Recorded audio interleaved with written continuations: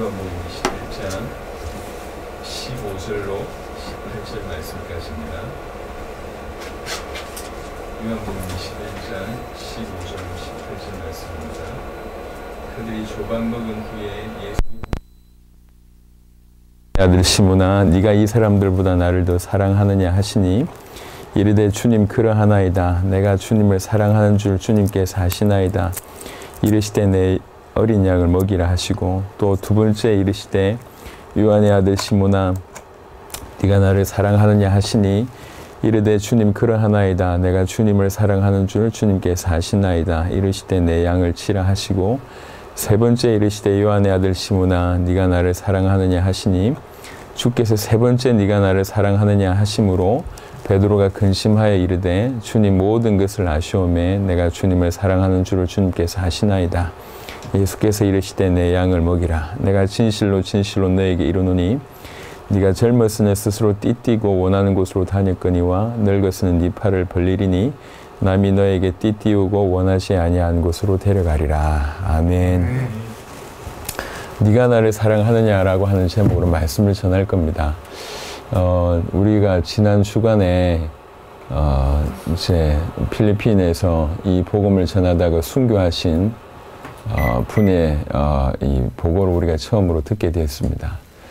이제 우리의 사역에 하나님께서 어떤 의미로서는 새로운 차원으로 인도하시는 것 같다는 느낌이 들고 또 하나는 그 순교를 이렇게 목전에 두면서 이제 이 일이 실제로 우리에게 일어날 일이구나라고 하는 것들 또한 깨닫게 되는 좀 묵직한 메시지였고요. 또 필리핀에서 그러한 일이 일어났다는 것들이 특별히 이제 뭐 복음을 핍박하는 많은 나라들이 있음에도 뭐 아프리카나 중동이나 많은 나라에 있는데도 불구하고 뭐 우리 가장 첫근에 있는 나라에서 그런 일이 벌어졌다는 것이 우리와 무관하지 않는 그런 사건임을 또 한 번 확인하게 되었습니다. 이제 그래서 순교라고 하는 부분들도 좀 많이 생각이 되어졌고요. 하나님께 순교를 통해서 우리에게 주신 메시지가 무언가, 이제 물론 그것이 너무나 실제 상황이고 우리가 사실적인 믿음을 준비해야 되겠다 이런 생각도 들지만 또 한편으로 우리에게 주신 메시지는 뭔가. 그래서 제가 지난 며칠 동안에 이제 순교에 관련한 생각들을 많이 하고 또 이미 순교의 피를 흘리신 분들의 어떤 부분들을 좀 많이 찾게 되어졌는데 제가 공통점을 하나 발견하게 됐습니다. 어떤 마음으로 순교할까? 그 각도로 이제 이렇게 알아보니까 물론 빚진 마음으로 순교하는 것도 맞고 주님이 나를 위해서 죽으셨으니까 내가 주를 위해서 죽는 거 당연하다라고 하는 것도 맞는데 실제 순교자에게 있어서 정말 가장 공통점은 뭐냐면 오늘 이 질문에 대한 부분입니다. 남는 게 딴 게 남는 게 아니라 그들이 어떤 하나님의 사랑, 또 주님이 주신 사랑 바로 그것 때문에 아낌없이 당신들의 목숨을 드렸다고 하는 것들을 제가 발견하게 되었습니다. 그리고 이제 오늘 본문 같은 데도 보면 어떻게 보면 마지막 질문이거든요. 마지막 질문. 우리 주님께서 이제 십자가 지시고 부활하신 이후에 이제 조만간에 육신적으로는 영영 그들을 볼 수 없는 그런 상황에 바로 그 시점에 어떻게 보면 베드로에게 가장 마지막 질문을 던진 겁니다. 이제 베드로 개인에게도 마지막 질문이기도 하지만 그만큼 중요한 질문이라는 거죠. 사실 이 질문에 답을 한다고 하면 어떤 의미에서는 뭐 주님의 이 땅에서의 교육이 마무리가 됐다 아니면 그 테스트에 통과했다고 할 정도로 사실 중요한 질문입니다. 마지막 질문이면서 최고 중요한 질문이죠. 네가 나를 사랑하느냐. 오늘 우리 질문에 답을 우리 각자가 하셔야 되는데요. 이 질문에 대한 답을 하기 전에 우리가 착각할 수가 있습니다. 왜 그러냐면 사람들 중에도 성향이 뭐 사랑의 어떤 풍성한 성향이 있는 사람들이 있고 또 대부분 그렇지 않은 성향이 있는 사람들이 있잖아요. 근데 이건 성향의 문제가 아닌 것 같습니다. 그냥 간단한 또 감정의 문제도 아닌 것 같아요. 이 안에는 굉장히 깊은 심오한 내용이 좀 담겨져 있습니다. 그래서 그런 심오한 내용들을 좀 훑어보고 그 심오한 내용 안에서 다시 한번 이 질문을 해서 이 질문이 늘 우리의 머리와 가슴 속에 남게 되고 늘 이 질문에 깊은 고백을 할 수 있는 그런 자였으면 좋겠다라고 하는 바람으로 말씀을 전합니다. 좀 깊은 내용이 담겨져 있는 곳이 동일한 요한의 어떤 편지인데요. 요한 1서를 한번 보겠습니다. 요한 1서. 아주 중요한 내용들이 다 모여 있는 곳입니다. 그 중에도 요한 1서 4장을 보겠습니다. 요한 1서 4장. 이제 그 본문이 크게 두 가지라고 보시면 되겠습니다. 요한복음 21장과 요한 1서 4장을 본문으로 생각하시면 되겠습니다. 그 중에 7절에 보니까 사랑하는 자들아 우리가 서로 사랑하자. 사랑은 하나님께 속한 것이니 사랑하는 자마다 하나님으로부터 나서 하나님을 알고 사랑하지 아니하는 자는 하나님을 알지 못하나니 이는 하나님은 사랑이심이라. 먼저 우리가 알아야 될 것이 뭐냐면 이제 우리가 알고 있는 내용이지만 새롭게 충격적으로 다가오는 게 뭐냐면 하나님은 사랑이다라고 하는 정의입니다. 그게 요한일서 4장 8절인데요. 이거는 단순히 하나님의 사랑이 많다, 아니면 하나님의 사랑이 크다라고 하는 정도가 아니고 하나님은 사랑이다라고 하는 정의예요. 그러니까 하나님의 존재 자체가 사랑이라고 하는 것이죠. 하나님의 사랑이다. 이것에서부터 우리가 출발하게 된다면 또 많은 것들이 좀 풀려질 수 있겠습니다. 그래서 요한복음 21장의 질문은 네가 나를 사랑하느냐. 그러니까 우리가 하나님을 얼마나 사랑하느냐라고 하는 것도 맞지만 그 사랑이 얼마나 있느냐. 요 각도도 맞는 것 같아요. 왜 그러냐면 하나님이 사랑이니까. 하나님이 사랑이라고 하는 얘기는 이게 무슨 말이냐면 이제 나중에 결론적으로 여러분 좀 이해하시게 되겠지만 하나님이 사랑이기 때문에 정말로 우리가 하나님을 믿으면 정확하게 예수가 그리스도라고 하는 복음을 믿게 되면 우리가 하나님을 알고 하나님을 만나고 하나님과 교제가 있게 되고 그 하나님이 우리에게 우리 안에 우리가 그 하나님 안에 있는 이런 일들이 이제 존재론적으로 일어나잖아요. 하나님이 우리 안에 계속 들어오시는 거죠. 다른 말로 오늘 이 정의로 표현하자면 그 하나님은 사랑이다라고 하는 그 사랑이 우리 가운데 계속 흘러 들어온다는 얘기죠. 그래서 정말 믿게 된다고 하면 예수가 그리스도라고 하는 이 복음을 믿어서 하나님이 우리 안에, 우리가 하나님 안에 있을 때 그 하나님이 우리 안에 있고 우리가 하나님 안에 있기 때문에 자연적으로 풍성한 건 뭐냐면 그 사랑이라고 하는, 하나님은 사랑이라고 얘기할 때 그 사랑이 있다는 거죠. 그 사랑에 대한 정도를 물으십니다. 네가 나를 사랑하느냐라고 얘기할 때 우리가 하나님을 사랑한다라고 하는 말도 많지만 그 사랑으로 내가 풍성하다. 이 얘기도 맞는 거죠. 그걸 물어보는 겁니다. 네가 나를 사랑하냐? 사랑이신 그 하나님으로 풍성하냐? 네 사랑이 풍성하냐? 그 얘기를 질문한다고 볼 수가 있습니다. 얕은 페일은하고 첫 번째 정의가 뭐냐면 하나님은 사랑이라고 하는 거죠. 이 말은 단순히 하나님의 사랑이 크다, 하나님의 사랑이 놀랍다, 하나님은 사랑이 많다라고 하는 정도를 벗어나는 겁니다. 그 정도 수준이 아니라 하나님의 사랑이라고 하는 거죠. 그게 정의입니다. 그래서 하나님이 사랑이구나. 하나님이 사랑이구나. 오늘 짧은 시간에 제가 깊은 말씀들을 잘 못 전하겠지만 여러분들이 이 부분을 꼭 한번 깊이 묵상을 해보시길 바랍니다. 그래서 하나님은 존재 자체가 사랑이라는 거죠. 그 사랑이신 하나님께서 사랑을 베푸시는 방법이 뭐냐면 독생자 그리스도라고 하는 방법입니다. 요한일서 4장을 체크해 두시고요. 4장의 9절을 먼저 보고 말씀을 보겠습니다. 4장 9절에 보니까 하나님의 사랑이, 이 사랑이신 하나님이 우리에게 이렇게 나타난 바 되었으니, 무슨 말이냐? 하나님이 독생자를 세상에 보내심은 그로 말미암아 우리를 살리려 하심이라. 사랑은 여기 있으니 우리가 하나님을 사랑한 것이 아니요 하나님이 우리를 사랑하사 우리 죄를 속하기 위하여 화목 제물로 그 아들을 보내셨습니다 라고 얘기를 합니다. 이 하나님의 사랑이 나타난 방법이 뭐냐면 독생자라고 한 것으로 이 하나님의 사랑이 나타났다는 거죠. 그래서 우리 주님, 저 그리스도 예수, 하나님의 독생자이신 그가 이 땅에 오신 그 자체가 하나님의 사랑이라는 거죠. 독생자를 다른 각도로 그 독생자를 보내신 그것이 하나님의 사랑이라고 표현하고 있습니다. 이렇게 사랑이 나타난 바가 되었다, 드러난 바가 되었다고 얘기합니다. 이 구절에 대해서 비슷한 설명할 수 있는 구절이 로마서에 있습니다. 로마서 보겠습니다. 로마서 먼저 8장을 보시면 로마서 8장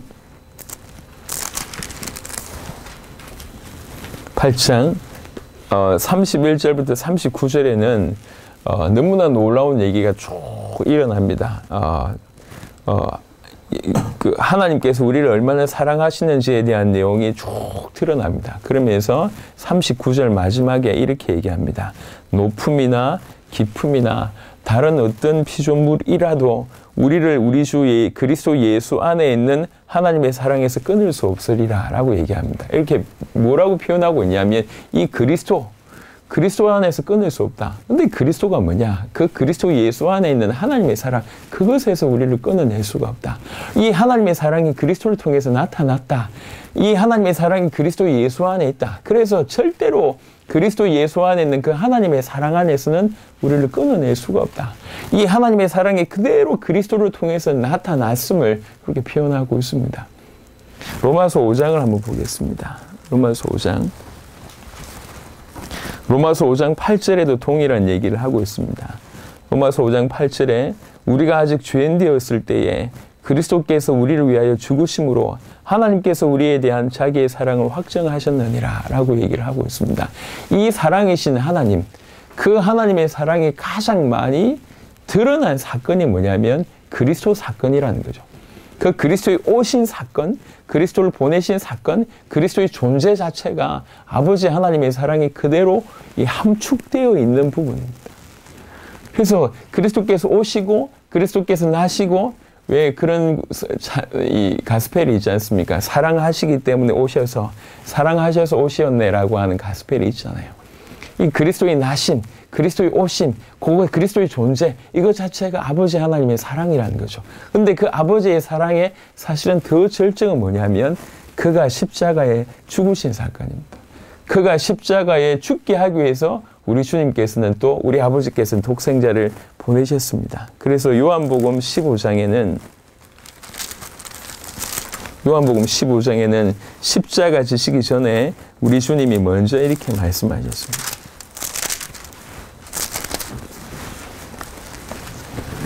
요한복음 15장 13절 한 구절 보겠습니다. 요한복음 15장 13절입니다. 사람이 친구를 위하여 자기 목숨을 버리면 이보다 더 큰 사랑이 없나니 라고 예수님께서 말씀을 하십니다. 이 말씀은 두 가지 각도라고 볼 수 있는데 하나는 뭐냐면 당신이 이런 사랑으로 우리를 사랑한다 라고 하는 각도, 또 하나는 우리를 그만큼 귀하게 여긴다는 얘기죠. 이 표현으로 얘기하자면 우리를 당신의 친구로 여기신다는 거죠. 그러니까 요거는 요한복음 15장 13절에는 이 친구를 위하여 자기 목숨을 버리는 이런 사랑은 없는데 내가 바로 그런 사랑으로 너희를 위해서 죽겠다. 그리고 내가 너희를 위해서 죽을 만큼 너희는 나에게 있어서 귀한 존재다. 이렇게 말씀하신 사건이 십자가 사건입니다. 십자가 사건. 그래서 이 십자가 사건만 하나만 하더라도 하나님의 사랑이 그 안에 다 함축이 되어 있다고 볼 수가 있습니다. 다시 요한일서 본문으로 한번 돌아가 보겠습니다. 우리가 이제 구석구석 이렇게 다른 각도에 있는 부분들을 조금 이따가 정리를 하면서 말씀을 좀 드리도록 하겠습니다. 요한일서 4장에 보시면 굉장히 중요한 구절입니다. 4장 15절입니다. 요한일서 4장 15절입니다. 누구든지 예수를 하나님의 아들이라 시인하면, 요한이 쓴 구절이잖아요. 이건 무슨 말이냐면 요한복음 20장 31절과 연결되어 있다는 얘기죠. 그러니까 예수께서 하나님의 아들 그리스도라고 하는 것을 믿게 하기 위해서 성경이 기록됐다고 하는 말을 요한이 썼습니다. 요 한 구절 안에는 예수가 정말로 누군지 알고 믿으면 그 예수가 하나님의 아들 그리스도라고 하는 사실을 정말로 알고 시인하면 하나님이 그의 안에 거하시고 그도 하나님 안에 거하느니라. 그러니까 유일하게 하나님이 우리 안에, 우리가 하나님 안에 거할 수 있는 유일한 기준을 또 제시합니다. 유일한 기준은 이거 하나밖에 없다. 예수가 하나님의 아들 그리스도라고 하는 사실을 믿고 시인하는 그 기준, 정말로 믿는 그 기준 말고는 딴 기준이 없다는 거죠. 왜 그러냐면 그 그리스도의 십자가 안에 그 예수가 그리스도라고 하는 그 복음 안에 하나님의 사랑을 다 담아 놓으셨기 때문에 그 예수께서 하나님의 아들 그리스도라고 하는 사실을 믿고 시인하는 이 기준 말고는 전혀 없다. 정말 이 기준에 부합한다고 할 때는 무슨 일이 벌어지냐면 하나님이 그가 하나님 안에 벌어지는 일이 일어난다는 거죠. 16절에 하나님이 우리를 사랑하시는 사랑을 우리가 알고 믿었노니, 부연 설명합니다. 예수께서 하나님의 아들 그리스도라고 하는 사실을 믿는다는 말은 다른 말로 뭘 얘기할 수 있냐면 하나님이 우리를 정말로 사랑하시는 그 사랑을 알고 믿는다라고 하는 것과 같다는 얘기죠. 그러니까 예수님이 십자가에 못 박히시고 우리 모든 문제를 해결하신 그리스도가 맞습니다라고 얘기할 때 그 말이 맞지만 그 말을 한다는 얘기는, 그렇게 고백한다는 얘기는 뭘 한다는 얘기냐면 이 그리스도의 십자가가 하나님의 사랑이라고 하는 사실을 알고 믿는다라고 하는 얘기예요. 그냥 내 모든 문제를 끝내시니까 내가 믿습니다라고 하는 각도는 어떻게 보면 지극히 우리 개인적인 입장이에요. 예수 믿음이 나의 영원한 문제, 이 문제도 해결하고 저 문제도 해결하고 이 문제도 해결될 것이다 라고 얘기할 땐 그것은 지극히 우리 인간적인 수준의 입장입니다. 그게 그렇지 않고 왜 이런 일이 벌어지냐? 하나님께서 우리를 사랑하심으로 저분을 십자가에 못 박으신 거 아니냐? 하나님이 이런 문제 가운데 빠져있는 우리를 건져내기 위해서 십자가를 못 박히신 게 아니냐. 그래서 예수를 하나님의 아들 그리스도로 믿는다는 얘기는 우리 모든 문제를 그 십자가상에서 끝내셨기 때문에 믿는 것도 맞지만 다른 각도로 그것이 아버지께서 나를 사랑하신 그 사랑이라고 하는 것을 알고 있기 때문에 그것을 믿는다고 하는 차원으로 해석을 하는 겁니다. 그래서 정말로 십자가, 그 다음에 부활이라고 하는 사실, 예수께서 하나님의 아들 그리스도라고 하는 사실을 믿는다는 얘기는 너무나 엄청난 겁니다. 하나님이 우리를 사랑하시는 사랑을 우리가 알고 믿었노니. 그래서 이렇게 한번 생각을 해보면 좋을 것 같습니다. 정리를 좀 해보시면 하나님이 사랑이시고 이 정의 자체가 너무 심오하고 깊습니다. 하나님은 사랑이신데 그 사랑이신 하나님께서 나타나기를, 드러내시기를 어떻게 드러내셨냐면 독생자라고 하는 것으로 드러내셨다는 거죠. 우리를 사랑하셔서 우리를 건지시겠다고 하는 모든 하나님의 사랑의 함축이 그 독생자의 십자가 안에, 예수가 그리스도라고 하는 복음 안에 담아내셨다는 것입니다. 그리고 정말 이 사실을 믿을 때만 우리가 그 하나님의 사랑을 인정하고 받아들인다는 얘기고, 그 사실을 믿을 때만 무슨 일이 벌어지냐면 이런 교차 내지는 교제, 상호 내재가 벌어집니다. 그가 내 안에, 내가 그 안에 있는 이런 일이 벌어진다는 거죠. 그래서 우리가 십자가를 믿는다는 얘기는 내 모든 문제가 끝난다고 하는 것을 믿는다는 것도 맞지만 그 하나님의 사랑이 얼마나 큰지, 얼마나 높은지를 내가 안다는 얘기고, 그 하나님께서 나를 얼마나 귀하게 여기시는지를 안다는 얘기입니다. 이것이 그 십자가 안에 똑같이 포함되어 있습니다. 그래서 정말로 예수님이 나를 위해서 십자가 셨다고 얘기할 때는 뭐가 선행이 되어 있냐면 하나님의 사랑이라고 하는 것들이 선행되어 있고, 그가 나를 얼마나 사랑하시는지가 선행되어 있고, 얼마나 사랑하시면 그가 나를 위해서 십자가에 못 박히셨겠냐라고 하는 것까지 다 녹아져 있다는 얘기죠. 이렇게 믿을 때 그동안에 문이 이제 이렇게 닫혀져 있던 문들이 확 열려서 그 사랑이신 하나님이 우리에게 막 쏟아져 들어오는 이런 일이 벌어지고, 하나님이 우리 안에, 또 우리가 하나님 안에 들어간 일이 벌어지는 거예요. 얼마 전에 이제 우리나라에서 그런 일이 벌어졌나 봐요. 귤인가 오렌지인가 이렇게 크게 싣고 가다가 이게 도로에서 넘어진 거야. 그래가지고 이게 쏟아지는데 그 상자 생각해보세요. 큰 트럭에서 귤이 쏟아지기 시작하는데, 그러니까 경찰관이 7명인가 8명인가 왔는데 이게 죽는데 죽기 어떻게 도로가 아수라장 난 거예요. 그걸 어떻게 7명 경찰관이 죽겠냔 말이에요. 생각해보세요. 문 열렸는데 한꺼번에 확 오렌지가 쏟아진다고 생각해보세요. 이제 또 이 모래를 싣고 가는 어떤 큰 트럭이 이제 목적지에 도착해가지고 이렇게 문을 열 때 한꺼번에 뒤로 문을 열 때 확 쏟아지잖아요. 그 얼마나 장관입니까? 보통은 이제 댐 건설을 많이 하잖아요. 댐은 수위 조절입니다. 그러니까 물을 방류할 때는 정말 장관이에요. 확 쏟아지고 장관입니다. 언제 그런 하나님의 사랑이 쏟아지냐면 예수께서 그리스도라고 하는 이 사실이 얼마나 깊은 줄 알고, 하나님의 사랑이 그리스도 안에 드러났잖아요. 내가 그리스도를 믿는다는 얘기는 옹졸하게 그분을 믿으면 내가 천국 가기 때문에 믿는다 이런 수준이 아니에요. 그분을 믿으면 내가 죄가 해결되고 내 영적 문제도 해결되고 하나님을 만나고 다 좋은데요. 그것은 지극히 우리 낮은 수준의 입장일 수 있습니다. 그 반대편을 볼 줄 알아야 됩니다. 이 복음을 믿음으로 내가 구원받는 이것도 맞습니다. 하지만 이 구원의 근거가 뭐냐 말이에요.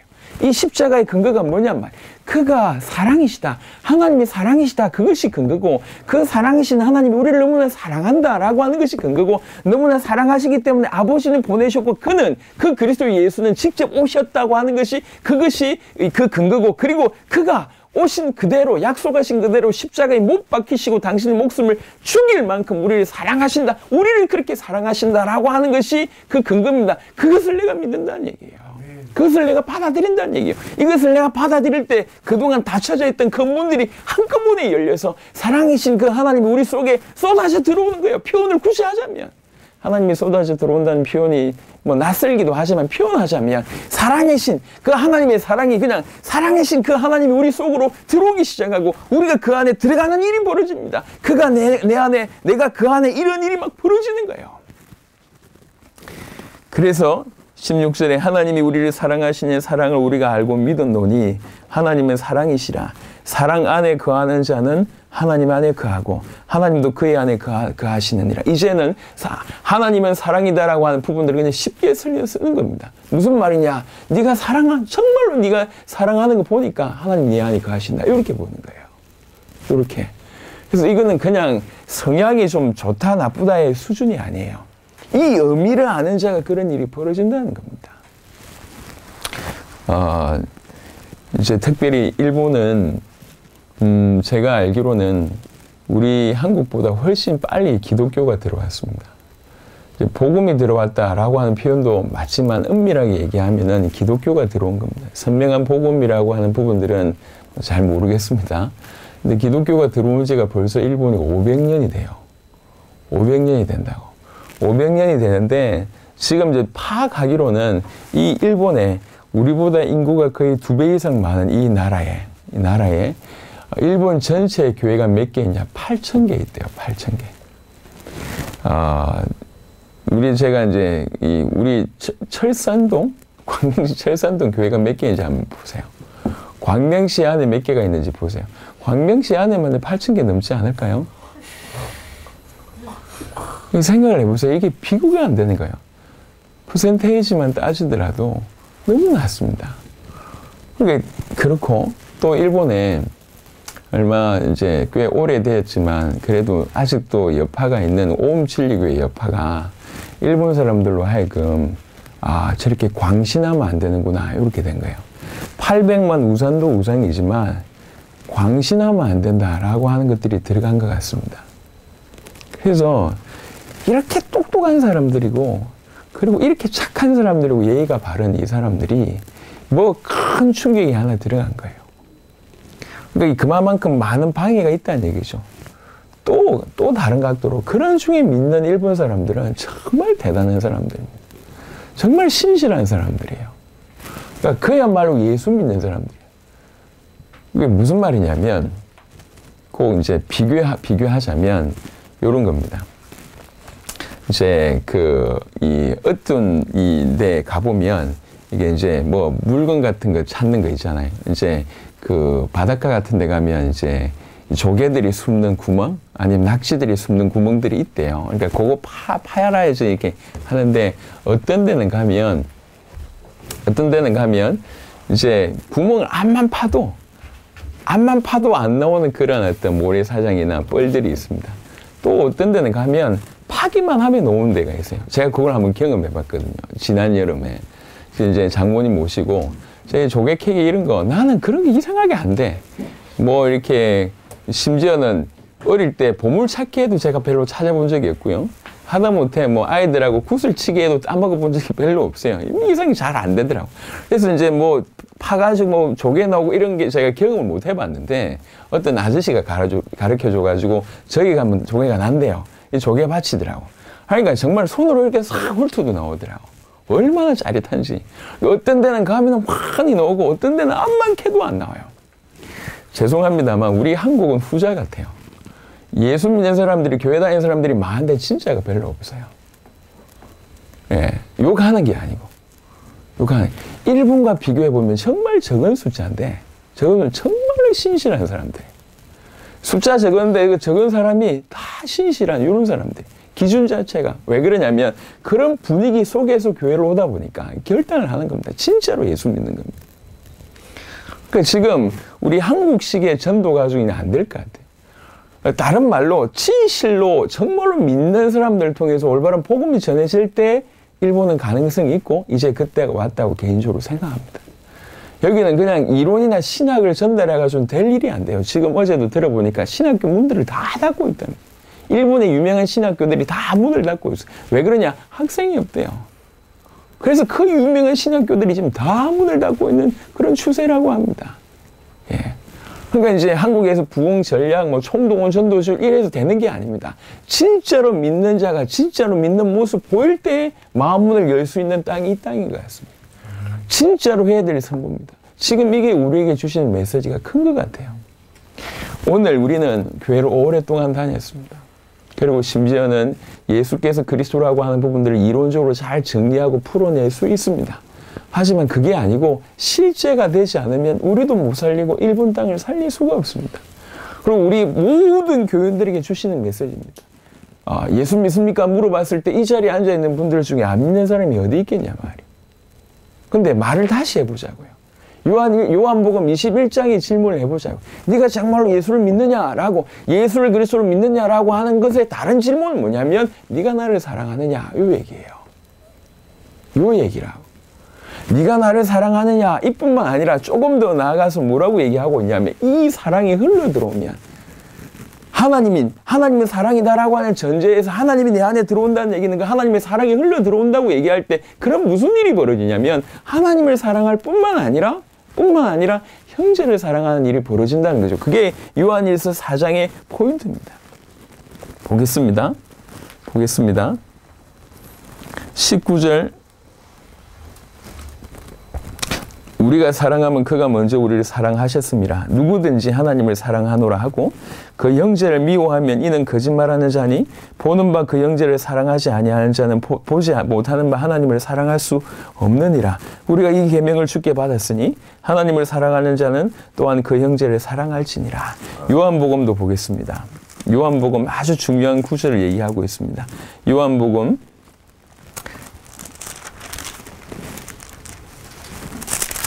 13장을 먼저 보겠습니다. 요한복음 13장 34절 35절에 보면 새 계명을 너희에게 주노니 서로 사랑하라. 내가 너희를 사랑한 것 같이 너희도 서로 사랑하라. 너희가 서로 사랑하면 이로써 모든 사람이 너희가 내 제자인 줄 알리라. 이렇게 얘기합니다. 자, 35절부터 설명을 해보겠습니다. 너희가 서로 사랑하면 모든 사람이 너희가 내 제자인 줄 안다. 왜 그렇습니까? 이게 이제 요한 1서하고 연결되어져야지 이해가 됩니다. 하나님은 사랑이기 때문에 하나님께서 베푸신 사랑의 드러남, 이게 그리스도의 사건입니다. 그래서 내가 그리스도를 믿는다는 얘기는 하나님의 사랑이다라고 하는 사실을 믿는다는 것과 그 하나님이 나를 너무나 사랑하신다고 하는 것을 믿는다는 것과 사랑하시기 때문에 하나님은 보내셨고 그리스도께서는 이 땅에 오셔서 그것을 이루셨다고 하는 것을 다 믿는 겁니다. 그게 예수를 그리스도라고 하는 것을 믿는다는 거죠. 이렇게 믿을 때 하나님께서 약속하셔서 이렇게 믿으면 내가 너희 안에, 너희가 내 안에 있는다는 거죠. 정말 믿는다고 고백할 때 그 사랑하신 하나님 우리에게 쏟아져 들어오시는 겁니다. 그럼 우리에게 점점 더 하나님이 충만해진다는 거죠. 다른 각도로 얘기하자면 이 사랑이 충만해진다는 거죠. 이 사랑이 충만해지면 하나님을 사랑할 뿐만 아니라 사람을 사랑하는, 영혼을 사랑하는 일이 벌어진다는 거죠. 그래서 최고의 계명을 항상 뭐라고 얘기하냐면 하나님을 사랑하고 네 마음을 다하고 목숨을 다하고 뜻을 다하여 하나님을 사랑하고 그리고 내 이웃을 내 몸과 같이 사랑하라라고 하는 것으로 계명이 가장 큰 계명이라고 우리 주님께서 직접 얘기하셨습니다. 이건 왜 그러냐면 하나님도 사랑해야 되고 영혼도 사랑해야 된다라고 하는 의무가 아니에요. 사랑하신 하나님이 내 안에 쏟아져 들어오면 그 하나님의 사랑으로 충만해지면 하나님을 사랑하고 영혼을 사랑하는 일들이 당연히 벌어지니까 이런 모습을 다른 사람들이 보고 저 사람 주님의 제자 맞네. 왜 그러냐? 사랑이 저렇게 풍성한 거 보니까 사랑이 넘치는 거 보니까 저 사람 정말로 주님의 제자다. 이렇게 본다는 거죠. 그리고 저 사람이 주님의 제자다라고 하는 것을 볼 뿐만 아니라 이것 자체가 새 계명을 지킨다는 거예요. 이것 자체가 새 계명이라고 하는 거죠. 이것이 사랑의 참다운 계명이라고 얘기를 하고 있습니다. 15장을 보겠습니다. 요한복음 15장 12절 내 계명은 곧 내가 너희를 사랑한 것 같이 너희도 서로 사랑하라 하는 이것이니라. 지금 우리는 이제 접근을 이제 본질적인 접근으로 계속 해야 되는데, 본질적인 접근이 안 되는 사람일수록 다른 외부적인 껍데기로 하려고 하는 시도를 합니다. 왜 그러냐면 이게 당연히 나와지는 것이 안 되니까 뭔가 많은 것을 가미하는 거예요. 예를 들면 공부하는 아이들도 그냥 정말로 공부해야 될 이유가 있는 아이들은 공부를 제대로 해야 될 이유가 있고, 막 그런 마음 있는 애들은 이렇게 해라 저렇게 안 해, 이미 얘기 안 해도 공부합니다. 가르쳐 줄 건 뭐냐면 좀 더 효과적으로 하면 된다. 이 효과적인 것을 가르쳐 주는데, 그렇지 않은 친구들은 이제 제도를 장치를 가하는 거예요. 뭐 숙제 해라, 뭐 몇 개 외워라, 단어 몇 개 해라. 그래 그것도 뭐 안 해오니까 쪽지 시험 치고 뭐 하잖아요. 왜 그래? 안 하니까 계속 하는 거예요. 근데 안 하니까 하는 이것이 물론 소수에게는 굉장히 유익합니다. 하지만 다수에게는 그래도 안 해. 쪽지 시험 맨날 저분들 왜 그래? 공부를 하게 하기 위해서 쓴 방법인데 오히려 이게 상처가 됐단 말이에요. 시험 치고 나서 더 나쁘고 뭐 더 나는 재능이 없구나 이러면서 각자 자기의 길로 가고 뭐 이렇게 되는 거예요. 왜 그러냐? 좋은 장치인데 사실은 우러나와서 하면 되는 것인데, 이렇게 하게 하기 위해서 장치를 고안하는데 사실 장치를 통해서 이런 어떤 실제적인 내용을 끄집어내는 게 많지가 않습니다. 근데 이게 뭐 세상 공부나 아니면 뭐 어떤 운동의 어떤 향상이나 이런 괜찮아요. 하지만 신앙생활도 그렇게 끌고 가고 있단 말이에요. 이거 해, 저거 하지 마라. 율법식으로 계속 끌고 간단 말이에요. 그러니까 껍데기는 비슷하게 남아 있어요. 예수 믿는 껍데기는 있어요. 정확하게는 교회 다니는 껍데기는 있습니다. 하지만 이 내용은 없는 거예요. 교회를 이토록 오래 다니면서 늘 답답하고, 교회를 이토록 다니면서 사실 성경에 이 초대교회 성도들이 그렇게 살았던 그 삶하고는 전혀 안 됩니다. 어떻게 내 것을 남한테 이렇게 그냥 줄 수 있습니까? 초대교회를 그렇게 살았잖아요. 우리는 계속 사랑한다고 하고, 교회를 다닌다고 하고, 세계복음 한다고 하면서 계속 내 거 챙기고, 내 거 이러고 앉아있어요. 머릿속에 막 계산 막 들어갑니다. 컴퓨터보다 더 빨라요. 뭐 어떻게 하면 되는지 막 다. 모든 상황 속에서 우리는 계산합니다. 뭐가 유익이 될까? 어떻게 하면 유익이 될까? 모든 상황 속에서. 왜 이리 됐습니까? 진실로 중요한 어떤 본질적인 질문을 얘기하는 겁니다. 그런 의미로서 질문하는 겁니다. 네가 나를 사랑하느냐? 그 질문이에요. 사랑해야 됩니다 라고 하는 어떤 율법을 얘기하는 게 아니에요. 어떤 사명을 얘기하는 것이 아니에요. 우리가 무조건 어떤 정답을 요구하는 게 아닙니다. 그 말은 뭘 의미하고 있냐면 네가 정말 나를 어떻게 믿느냐? 라고 하는 질문이 깔려 있는 겁니다. 우리가 주님을 사랑한다는 얘기는, 우리가 십자가를 믿는다는 얘기는, 우리가 예수의 어떤 그리스도 사건을 믿는다는 얘기는 하나님은 사랑이다 라고 하는 것을 믿는다는 것이고, 그 하나님이 나를 너무나 사랑한다 라고 하는 말을 믿는다는 얘기고, 나를 너무나 사랑하시되 머리로 말로 사랑하는 것이 아니라 당신의 목숨을 줄 만큼 나를 사랑한다. 나를 사랑한다. 그 사랑을 내가 받아들인다. 그것이 믿는다는 것과 동일한 얘기예요. 그렇게 믿을 때 정말 주님이 나를 사랑하는지 믿습니다. 그 죽음이 나의 죽으심이 나를 위한 죽으심인 줄 내가 믿습니다. 하나님은 나를 사랑하실 때 끝까지 사랑하신 줄 내가 믿습니다. 내 인생을 나를 사랑하신 당신을 위해서 내 인생 전체를 드리기를 원합니다. 라고 하면서 믿음을 드릴 때 생명의 역사가 일어납니다. 다른 말로 하나님이 우리 안에, 우리가 그 안에 있는 일이 신분적인 변화뿐만 아니라 놀라운 생명의 변화가 그때 일어나는 거예요. 하나님이 점점 우리에게 오시는 거죠. 빛이 점점 우리에게 비치는 거죠. 오늘 요한일서 4장 표현으로 얘기하자면 그 사랑이 몰려오기 시작을 하는 겁니다. 계속 하나님으로 채워지고 사랑으로 채워지는 거예요. 이렇게. 그 사랑으로 채워질 때 우리가 사실은 세상을 사랑하고 자기를 사랑하는 인생입니다. 육신을 사랑하고 물질을 사랑하는 인생이라면 전부 우리 머릿속에 있는 걸 보세요. 뭘 사랑하고 있는지. 예, 높아지려고 하고 먹고 싶은 거, 하고 싶은 거 전부 사실은 그거잖아요. 눈 돌아가는 것이 전부 그거잖아요. 남들보다 앞서고, 남들보다 잘되고, 남들보다 부유하고, 남들보다 뭐 인정을 많이 받고, 전부 세상이고, 전부 육신이고, 전부 물질이고, 전부 자기고, 전부 세상입니다. 그게 본질이라고, 우리의 본능이라고. 근데 하나님의 사랑이 계속 흘러들어오니까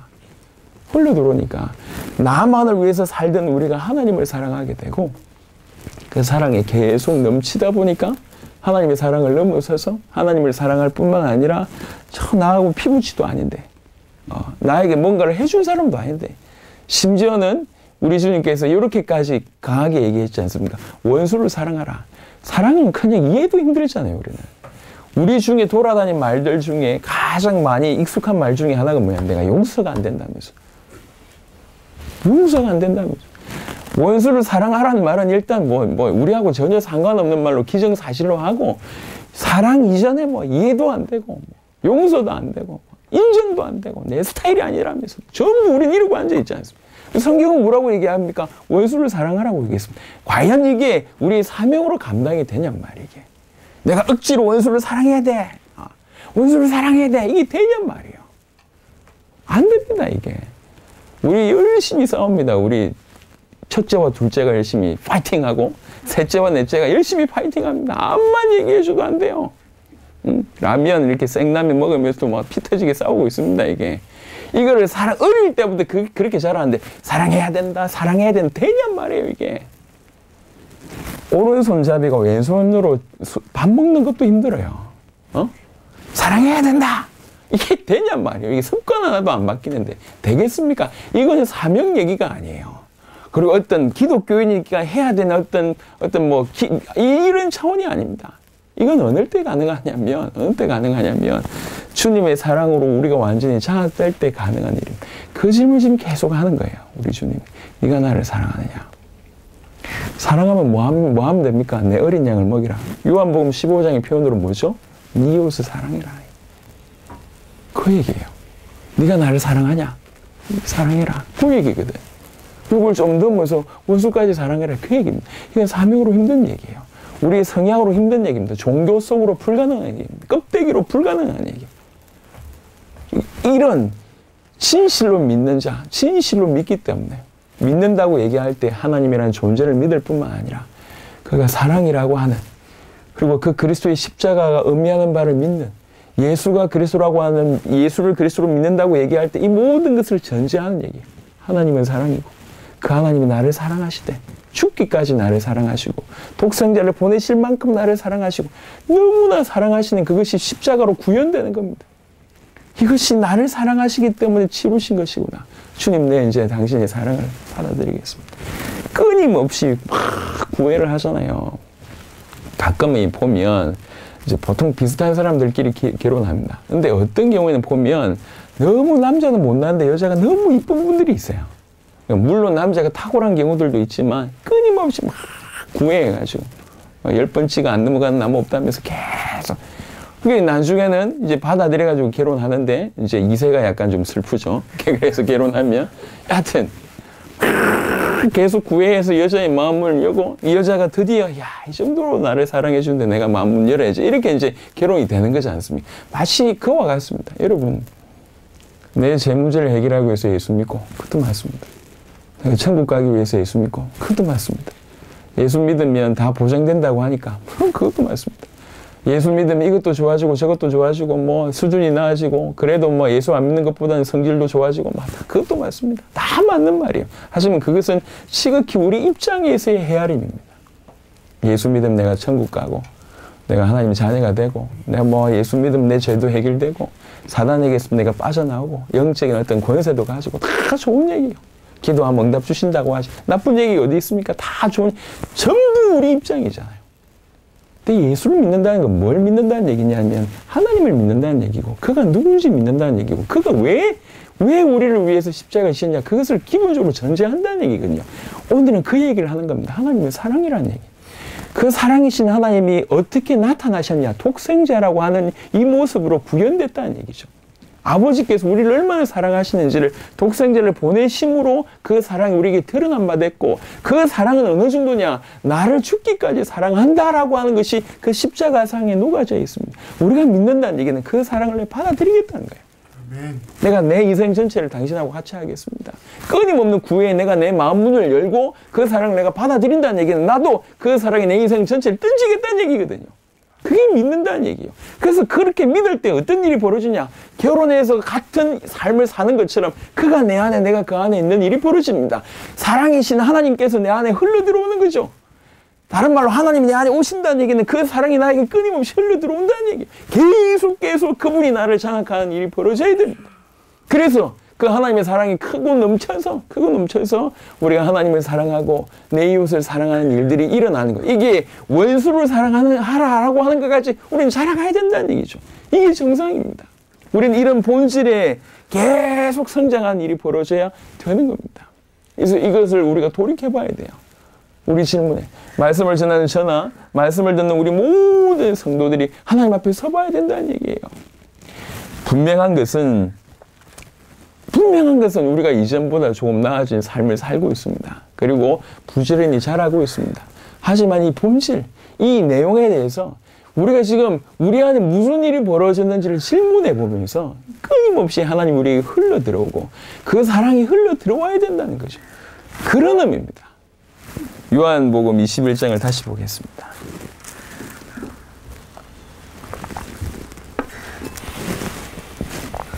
요한복음 21장 15절에 15절부터 17절은 총 3번의 반복을 하십니다. 동일한 질문을 3번 하셨다는 얘기. 심심풀이로 질문했다는 얘기가 아닙니다. 이 질문만이 유일한 질문이고 이 질문의 대답이 유일한 대답이기 때문에 그랬습니다. 네가 나를 사랑하느냐? 요한의 아들 시몬아, 네가 이 사람들보다 나를 더 사랑하느냐? 예, 비교급이 아니에요. 그냥 비교한다는 얘기가 아닙니다. 네가 나를 얼마나 사랑하는지를 계속 묻습니다. 3번씩 묻습니다. 완벽한 질문이죠. 우리는 이 질문에 답해야 됩니다. 답해야 됩니다. 그래서 네가 나를 사랑한다고 얘기할 때 주님의 답은 뭐냐면 어린 양을 먹이라. 그래놓고 18절에는 이렇게 얘기해요. 진실로 네가 나를 사랑하냐? 그러면 내가 네 인생을 취하겠다는 거죠. 네 목숨을 취하겠다는 거죠. 내가 진실로 너에게 이르노니 네가 젊어서는 스스로 띠뛰고 원하는 것으로 다녔거니와 늙어서는 네 팔을 벌리리니. 네 팔을 벌린다는 얘기는 뭐냐면 이렇게 묶인다는 얘기예요. 이렇게 누군가 나를 묶고 가지고 끌고 간다는 얘기죠.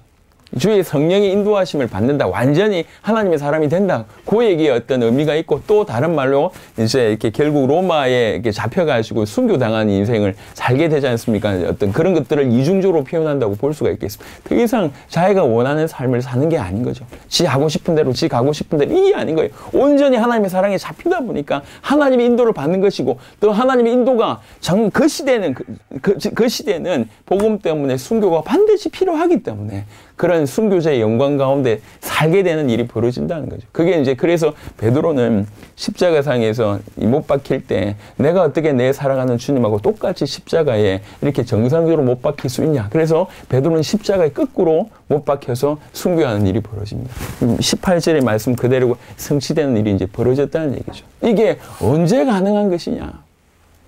이렇게 일평생 영혼들을 사랑하고 결국 자기 목숨까지 이제 순교의 제물로 드리는 일이 언제 가능한 것이냐? 네가 나를 사랑하냐? 바로 그것으로만 가능하다는 얘기예요. 그것으로. 그냥 순교하고 이게 이 얘기가 아니에요. 내가 사명으로 아니면 내가 받은 은혜가 너무 커서 물론 맞습니다. 은혜도 크고 사명도 맞습니다. 그리고 당연히 해야 될 어떤 양심이지 물론 맞습니다. 하지만 더 깊은 건 뭐냐면 그가 나를 사랑하신다는 걸 내가 알고 내가 그 사랑으로 충만해져서 내가 그를 사랑할 때 가능한 일이 이 얘기입니다. 이웃을 사랑하고 내 목숨을 기꺼이 드릴 수 있는 일들이 그때 가능하다는 얘기예요. 이게. 말씀을 정리하도록 하겠습니다. 네가 나를 사랑하느냐라고 하는 질문은 우리가 오늘부터 계속 던져야 될 질문입니다. 그리고 정말 우리가 얼만큼 믿는지를 얼만큼 사랑하는지를 우리가 돌아봐야 될 필요성이 있겠습니다. 그래서 이거는 속도를 높여야 됩니다. 왜 그러냐면 그동안 생각을 해보세요. 예수를 믿는 것도 나 때문에 우리 가정 때문에 내가 하는 일 때문에 아니면 어떤 내 원하는 바람 때문에 이런 경우들이 많습니다. 결국 주님을 믿는다는 얘기는 나를 사랑한 걸 포기하고 하나님을 사랑하는 것을 선택한다는 얘기인데 여전히 예수 이름으로 우리는 우리를 사랑하고 내 방식을 사랑하고 있습니다. 이런 전제 자체를 다시 한번 바꿀 필요가 있다는 얘기죠. 하나님의 사랑이 몰려 들어와서 그 하나님의 사랑으로 충만해지고 그 하나님의 사랑으로 우리가 우리 하나님을 사랑하고 그 하나님의 사랑으로 우리가 이웃을 사랑하는 이런 일이 벌어져야 됩니다. 한 구절만 보고 마무리를 하겠습니다. 마치도록 하겠습니다. 요한일서 아까 읽었던 본문 중에 우리가 놓친 부분을 한 구절만 보겠습니다. 4장 7절에 보니까 4장 7절에 사랑하는 자들아 우리가 서로 사랑하자 이래놓고 뭐라고 얘기하냐면 사랑은 하나님께 속한 것이니 우리에게서 난 게 아닙니다. 사랑은 하나님 것입니다. 사랑은 하나님 것이. 그 사랑이신 하나님으로 충만할 때만 우리가 하나님을 사랑할 수 있고 영혼을 사랑할 수 있고 원수까지 사랑할 수 있습니다. 이건 뭐 다 도달해야 될 목표라고 생각하지 마시고 이 사랑은 하나님이 속한 것입니다. 이 사랑이 우리에게 계속 충만해진 이 방법 말고는 없다는 거죠. 그래서 계속 신뢰하면서 주님 우리를 장하게 해주십시오. 주님의 사랑으로 충만하기를 원합니다.